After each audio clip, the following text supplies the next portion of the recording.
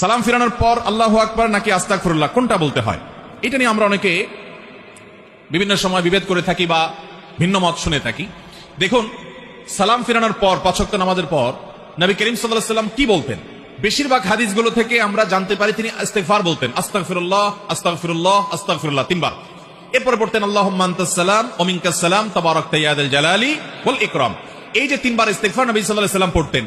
বুখারীর একটা হাদিস আব্দুল্লাহ ইবনে আব্বাস রাদিয়াল্লাহু তাআলা বর্ণনা করেছেন, সেখানে আছে নবী সাল্লাল্লাহু আলাইহি ওয়াসাল্লামের নামাজ শেষ হওয়াটা তিনি জানতে পারতেন, টের পেতেন নবীজির মুখের তাকবীর শুনে। এখন এই হাদিসের আলোকে অনেক উলামায়ে কেরাম বলেন তাহলে সালাম ফেরানোর পর প্রথম তাকবীর বলতে হবে, যেহেতু তাকবীর শুনে সাহাবী বুঝতেন নামাজ শেষ হয়েছে, তার মানে আগে আল্লাহু আকবার বলতে হবে, এরপর 3 বার ইস্তিগফার বলতে হবে। এটা একটা গবেষণা এই হাদিসের আলোকে। অবশ্যই এটা যে সমস্ত উলামায়ে কেরাম বলছেন এই হাদিসের ভিত্তিতে বলছেন, সেটিকে উড়িয়ে দেওয়া যাবে না, অর্থাৎ তারা হাদিস বিরোধী আমল করেছেন বলা যাবে না, এটাকে সুন্নাহর খেলাফ বা আপনি একেবারে সারাসার গলত বলবেন না, বরং এটা তার গবেষণা হতে পারে এটা। আবার যে সমস্ত উলামায়ে কেরাম মনে করেন যে না, ইস্তিগফার দিয়ে পড়তে হবে